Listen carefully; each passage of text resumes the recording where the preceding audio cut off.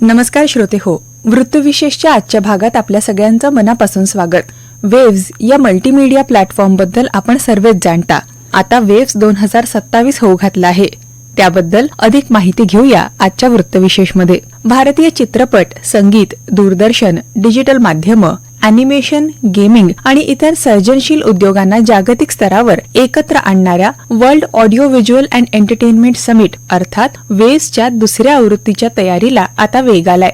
2027 मध्ये मुंबईत होणाऱ्या या आंतरराष्ट्रीय परिषदेच्या आयोजनासाठी केंद्र सरकार आणि महाराष्ट्र शासनानं आतापासूनच नियोजनाला सुरुवात केली आहे. मुंबईतील वर्षा या शासकीय निवासस्थानी मुख्यमंत्री देवेंद्र फडणवीस यांच्या अध्यक्षतेखाली नुकतीच उच्चस्तरीय बैठक पार पडली. या बैठकीला माहिती आणि प्रसारण मंत्रालयाचे सचिव चंचल कुमार यांच्यासह केंद्र आणि राज्य शासनातील वरिष्ठ अधिकारी उपस्थित होते. बैठकीत परिषदेच्या आयोजनाच्या प्रत्येक पैलूचा सविस्तर आढावा घेण्यात आला. मुख्यमंत्री फडणवीस यांनी वेव्स 2027चं आयोजन जागतिक दर्जाचं व्हावं यासाठी कोणतीही कमतरता राहू नये असे निर्देश दिले. कार्यक्रमाचं नियोजन, विविध विभागांच्या जबाबदाऱ्या, अर्थसंकल्प, वाहतूक व्यवस्था, तांत्रिक सुविधा, प्रसिद्धी, सुरक्षा आणि विविध यंत्रणांमधील समन्वय यांचं नियोजन वेळेत पूर्ण करण्यावर त्यांनी भर दिला.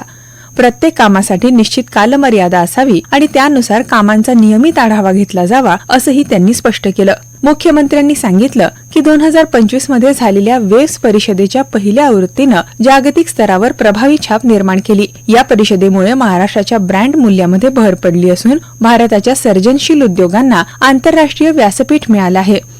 त्यामुळे दुसरी आवृत्ती अधिक भव्य, अधिक व्यापक आणि अधिक प्रभावी करण्यासाठी नियोजनबद्ध तयारी आवश्यक आहे.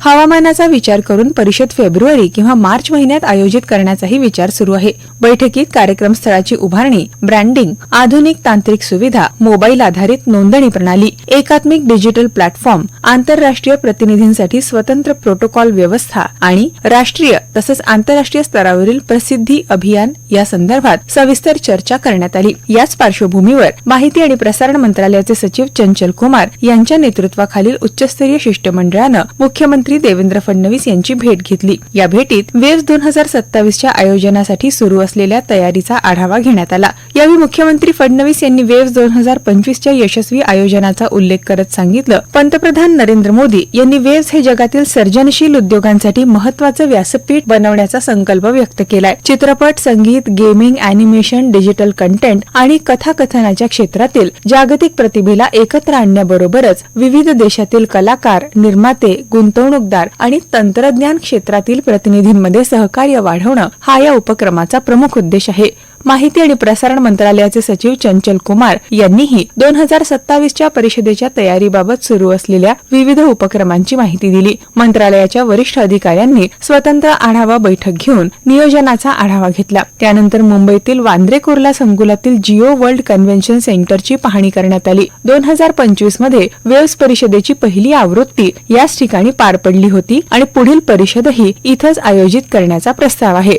बैठकीत माहिती आणि प्रसारण मंत्रालय आणि महाराष्ट्र शासन यांच्यातील समन्वय अधिक मजबूत करण्यासाठी सामंजस्य करार, संयुक्त समन्वय समिती आणि भागीदारीच्या विविध मॉडेल्सवरही चर्चा झाली. उद्योग क्षेत्राचा अधिकाधिक सहभाग वाढवणं आणि विशेषतः अॅनिमेशन, व्हिज्युअल इफेक्ट्स, गेमिंग आणि कॉमिक म्हणजे AVGC क्षेत्रात अधिक गुंतवणूक आकर्षित करण्यासाठी वेव्स परिषदेचा प्रभावी वापर करण्यावर भर देण्यात आला. आजच्या घडीला सर्जनशील उद्योग हे जागतिक अर्थव्यवस्थेतील सर्वाधिक वेगानं वाढणाऱ्या क्षेत्रांपैकी एक मानले जातात. चित्रपट, संगीत, गेमिंग, डिजिटल मनोरंजन, कृत्रिम बुद्धिमत्ता आणि नव्या तंत्रज्ञानाच्या सहाय्यानं कंटेंट निर्मिती या क्षेत्रांमध्ये मोठ्या प्रमाणावर रोजगार आणि गुंतवणुकीच्या संधी निर्माण होत आहे. अशा परिस्थितीत वेव्स ही परिषद भारताच्या सर्जनशील क्षमतेचं जागतिक प्रदर्शन ठरणार आहे. श्रोते हो, आताच आपण ऐकलं आगामी 2027 मध्ये होऊ घातलेल्या वेव्स परिषदेच्या तयारीबाबत एक आढावा. हा कार्यक्रम आकाशवाणीच्या प्रादेशिक वृत्त विभागाची निर्मिती होता.